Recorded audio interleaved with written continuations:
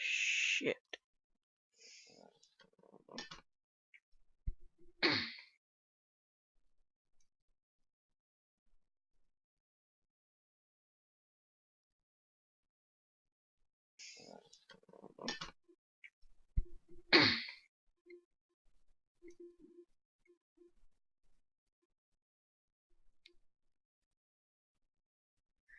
I guess I have to wait until people start joining to go.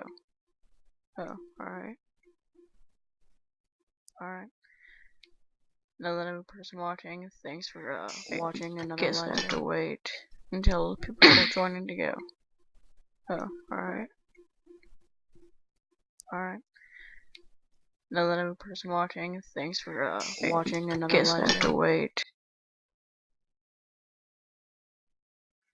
Shit.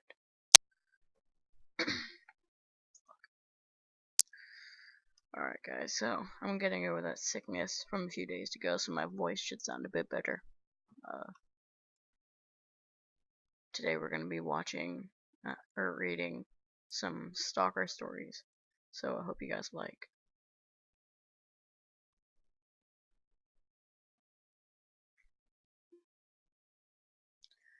Oh fuck.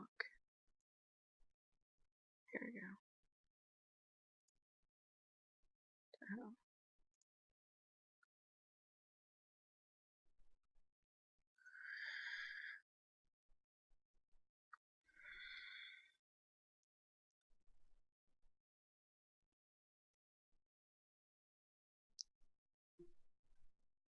When I was 5, I lived across the street from a serial killer during his killing spree.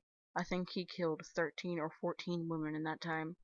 My brother and I played with his kids, and played in the yard where he buried a couple bodies. I have to assume I ran across the corpse of a woman more than once. My mom always saw him washing his car, which is where he committed most of the murders. I remember him being very mean, glaring and snapping at me.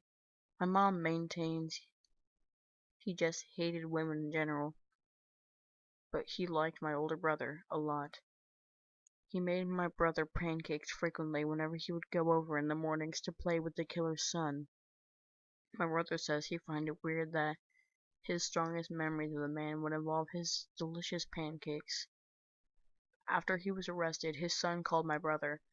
My brother was very hesitant to answer the call, but my mom goaded him into it, to show support to the family. "Hey," the son said immediately in a really flat tone. "Did you see the news?" "Yeah, man. I'm so sorry." "Yep," said the son. "That's my dad." This story was really short. I thought it was longer. Fuck.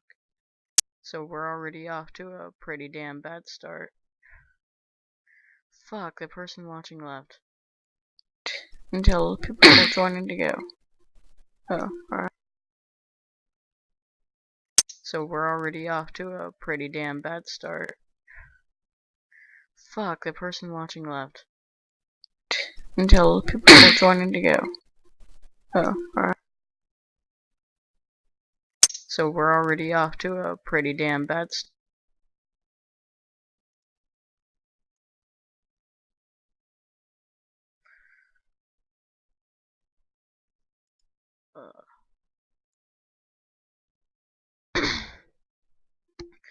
Okay guys, before I begin, I gotta give you a fair warning. This story is absolutely true.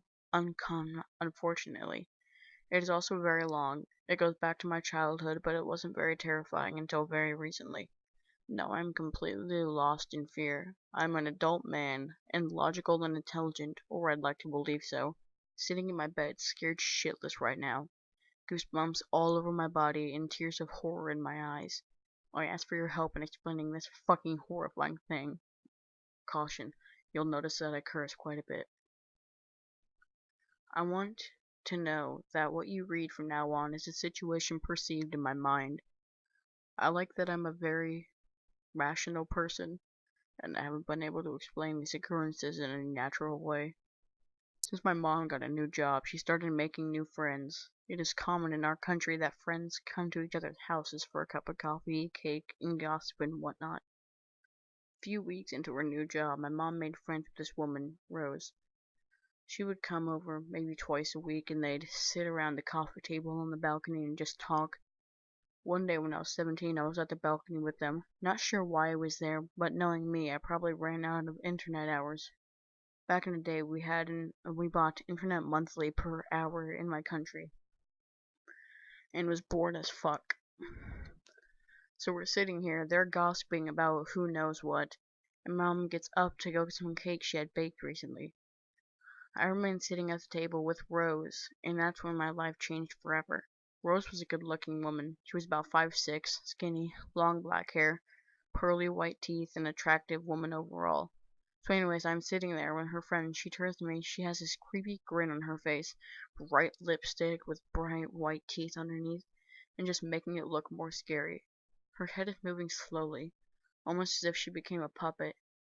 She says something in the lowest tone possible, certainly not loud enough for me to understand. Excuse me, I say, still not being scared, just a bit weirded out. You ready to go now? She said, in a voice of a child. I kid you not, like maybe an 8-year-old girl. Grin is still there. She mustered those words through her teeth, never opening her jaw. What? I asked, starting to get scared. You ready? The same thing again, only this time she pulls an orange out of her purse.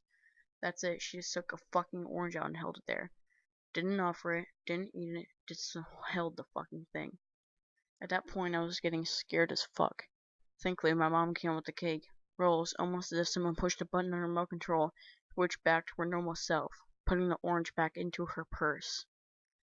Without my mom noticing, I left the balcony and creeped out. But I was 17, so I brushed it off quickly. That night I had trouble sleeping. My room's on the first floor and the window is maybe 5 foot high, so I kept looking at it, praying not to see a scary monster. I would turn in my bed constantly and look out the window maybe every 5 minutes. It was getting late and I started to doze off, but I decided to look in the window one last time. And there she fucking was, standing in the fucking window. Rose just standing there looking directly at me. The moonlight was bright enough for me to see, with the same grin on her face. Lipstick was red as ever, and her teeth with her than ever, wider than ever. I was paralyzed with fear. I often imagined what to do in these situations, and I had always had an escape plan for my hypothetical, I think that's what the word is. I threw myself. But now, when this friend of my mother's was staring at me through my window at 4 a.m. just smiling, I was motionless. My mouth got dry. I got goosebumps. Have them now as I type this. I swear it became freezing in my room. Probably just the way your body reacts to shock. I finally gathered the courage to get up and start walking toward the door. Her head was turning with me slowly, with the grin still there. Again, it was as if she were a puppet. I wanted to scream for my parents, but knowing how tense they were, I decided not to cause panic just yet. There had to be some rational explanation, right? For fuck knows what reason, I decided to walk over to the window and then ask her what the fuck her problem was. I made 2 slow steps toward it and then froze. I froze because she moved. You know what the movement was? Taking the orange out of her purse. Does anyone know what the record time is for having goosebumps? Because they sure as shit aren't going away. Anyway, after being terrified for a minute, I decided to go on. I'm a big guy. They sure as shit are fuck. I am a big guy and figured I'd be able to fight her off. If push comes to shove, my window pulls up and orders to go open. I pull it open, maybe some 10 inches, and stop. She's not moving, just holding the fucking orange, and looking at me with the scariest grin you'll ever see.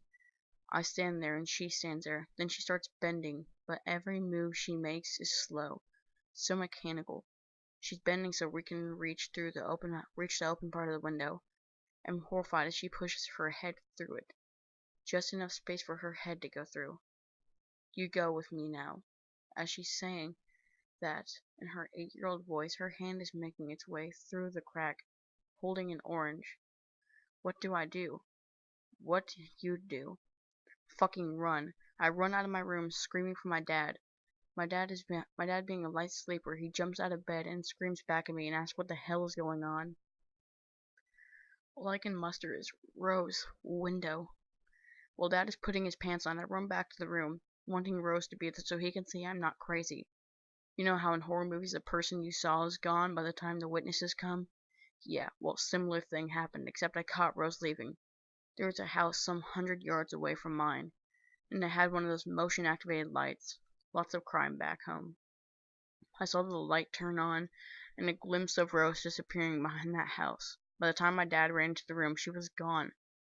After much talking, he decided that it was just a nightmare and told me to go call him if someone physically comes into my room. You and your fucking imagination, he said, walking away. Needless to say, I got exactly 0 hours of sleep that night. Wait, hold up.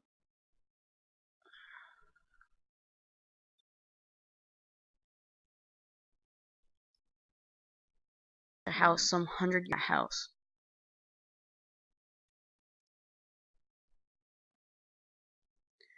Nothing happened in a few months. Rose would still come to visit my mom, but I'd make sure I wasn't around there.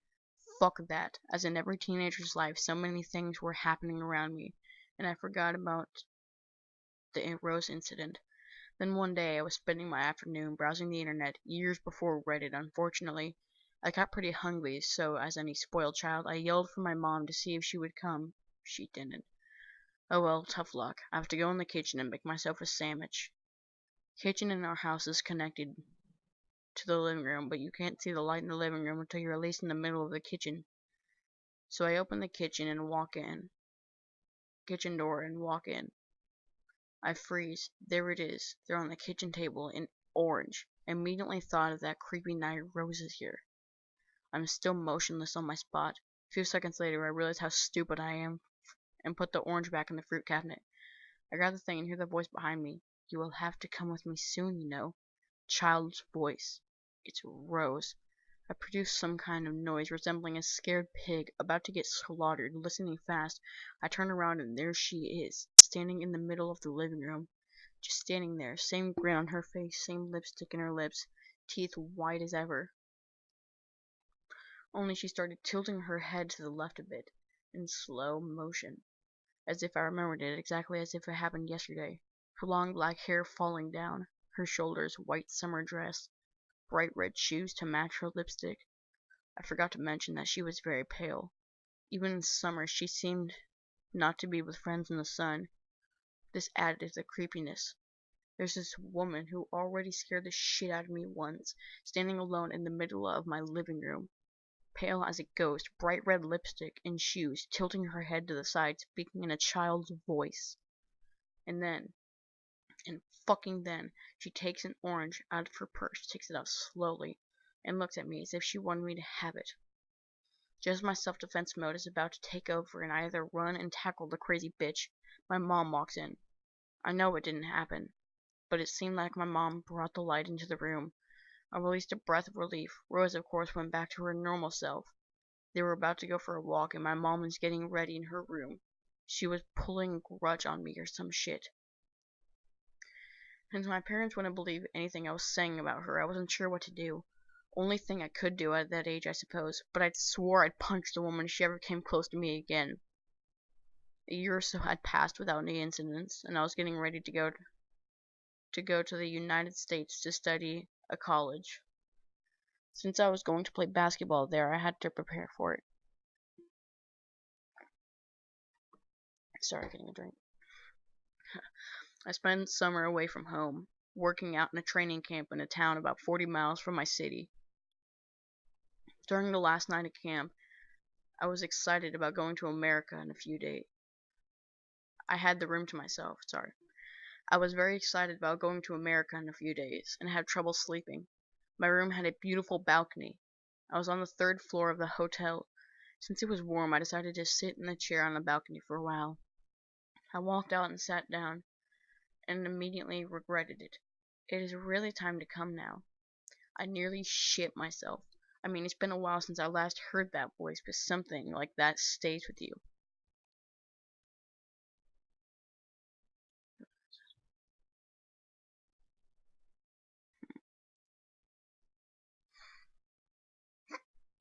but standing. Wait, where is it? Mind you, not on the balcony or sitting table, but standing on the fence. How she was balancing, I don't know. The balcony was at least 50 feet from the ground, and she was holding the orange. The fucking orange! Only this time the orange seemed to be somewhat rotten, not nearly as bright as the first 3 times. I was so scared she would attempt to jump over my balcony, as there was only a few feet distance between them. I was also scared she'd attempt to do so and I'd be blamed somehow. I had no idea what was going on. "It is really tiny, you know," she said in a childlike voice, never opening her jaw, teeth forever clenched together, and lipstick color fresh of blood. She seemed to impale her this time, and her head was tilted to the left even more. She wore red shoes. "What the fuck do you want from me?" I screamed in desperation, angry that this woman is causing me so much distress, but also hoping that someone would hear me and come witness this crazy bitch's harassment. "I only want you to go where you belong." She said that, and again never opened her teeth. She only sprang her hand towards me more, almost offering me the semi-rotten orange. "Fuck you, you crazy bitch." I opened the door to my room. As I was walking in, heard, "You will come." I slammed the door, deciding that this woman's schizophrenic. I would have probably flipped out more, but I was leaving the continent in a few days, at which point I was safe. Wrong. I know I have a wall of fucking text, but this is the shortest version of these creepy events. I came to the US, and I have been there for about 7 years now. I forgot about these incidents and went on with my life. Only time I ever thought about Rose was talking to my mom, who said that she'd felt like her friendship with the crazy bitch fell apart. I was glad. The last 7 years were the best of my life. I got a bachelor's and a master's degree. I got a wonderful girlfriend. You know, life's good, man. But fucking then, I'm a big technology geek, and I love Apple. Front store with about 50 other people. I'm maybe 15th in line. It's raining. It's cold.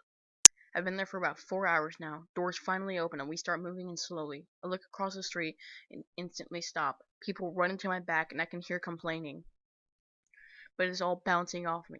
Across the street, I see a woman in a white dress, head tilted, somewhat holding something orangish, grin on her face, lipstick so bright red I can see it from across the street. I can't move. Someone from the far back pushes me, causing to fall. While I gather myself, I see the woman disappearing behind the corner. I remain sitting on the ground. It was Rose. It was her. I swear, I sat there for a few minutes. I got myself together, and I walk in the store. No phones left. I decided to walk across the street, and there it was, at the place where she was standing now. Sits only a most terribly rotten orange. That's it, just rotten orange.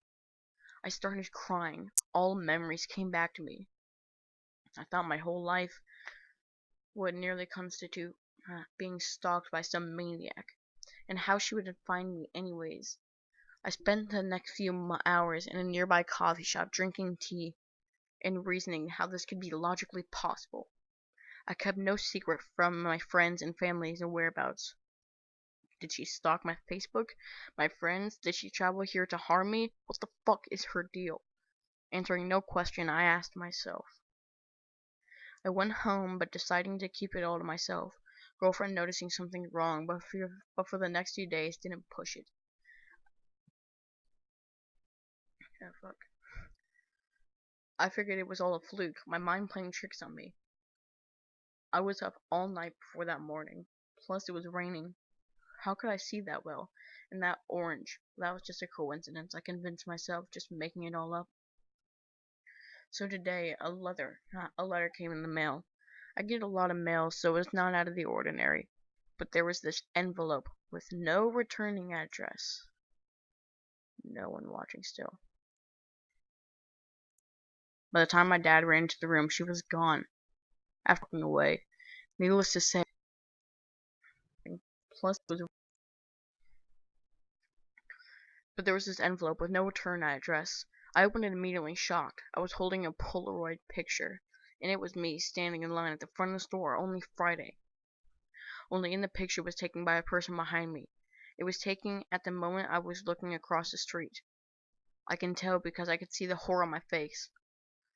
On the photo, there were these few words written across with black pen. You will come with me. Now. I dropped the picture and started crying like a baby. Like really crying my ass off.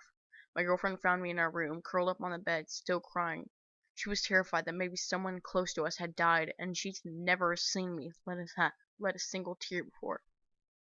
I had to tell her. I started telling her the story, leaving out most details so I can get to the point quicker. As I was talking, she was getting more and more pale. She never said a word.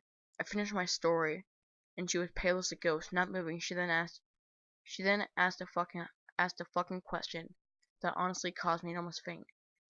This woman, did she happen to hold an orange?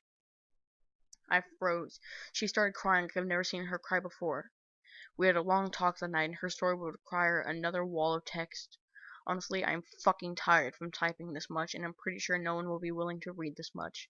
I'm also lost, terrified, confused, but if someone does read this, I'll write the rest, and hope that someone can offer a solution.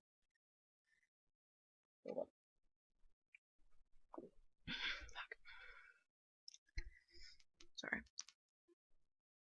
And an answer, maybe. Currently, we are both scared as fuck, not knowing what to do. Police is an option, but what do we tell them? I don't know, man. I'm fucking scared for mine and her well-being. Help me. Update. 9 a.m. I go to the local police station with my girlfriend. We tell them that we know and show them the Polaroid. Although quite friendly, they say they really can't do much other than maybe file a restraining order against the person who probably in their words isn't even in the country. I think maybe I mistook her for someone else in the picture. Well, they said it was probably a prank. They didn't take the photo and open a file about it. Just in case it escalates. I did. 1 p.m. We arrived in town where I saw her. Went to the location, there was nothing. Don't know what the hell I expected anyways. We stayed there for a while. 6:30 p.m. Arriving home at the front door, house is open. But this is not uncommon as we live with 5 other roommates. We go upstairs to our room. Our room is open. That is unheard of, as if we always make sure it is locked, and our landlord is the only person that has the key. I yell asking if someone was there. No response. Also, no roommates are in that house. It seems. We walk, we freeze. Our room is decently small and constitutes of 2 queen-sized beds put together, and a little dresser that's about it. So what do we see? Pillows are all in our dresser, towels on our bed. She is taken off the bed and put on the floor and is spread out. The center of it is an orange, cut in two, has a little peel next to it. My laptop is facing towards the door and is playing the same song on repeat. My laptop was turned off before I left and was also password protected. The song is playing my favorite song, Africa by Toto. My favorite song too. My desktop background was changed to a picture of my childhood. I didn't even have it in the computer. 7 p.m. We call the police and they arrive 15 minutes later. I take about 5 pictures of the mess just before they come, and they'll say they'll start an investigation but claim that it's not serious enough for her fingerprints and stuff. 8:30 p.m. They leave and tell us to call them if anything should happen again, and also advise us to stay with friends if possible. We spent the next few hours just talking, man, trying to figure it out. We're exhausted both mentally and physically. I'm going to Skype with my mom tomorrow and see if she knows anything. I will type up my girlfriend's story tonight, but may post in the morning. If it didn't finish in time, I will include photos I took. I promise you that much. Holy fuck, this shit is happening to me. Right here. The guy made a second part. I guess this is his girlfriend's?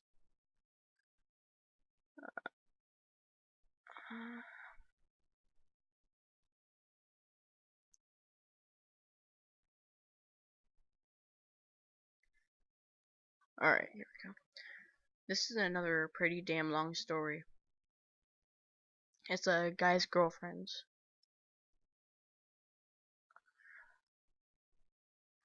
You know what? Actually, I don't think anyone gives a fuck about my live stream, so fuck it, I'm gonna end this son of a bitch.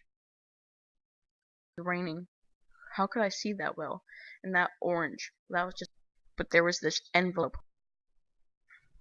Plus, there was this envelope with no return address. I opened it immediately, shocked. I was holding a ping across the street. I can tell because I could see the horror on my face, and started crying like a baby, like really crying my ass off. I had to tell her. I started telling her the story. She was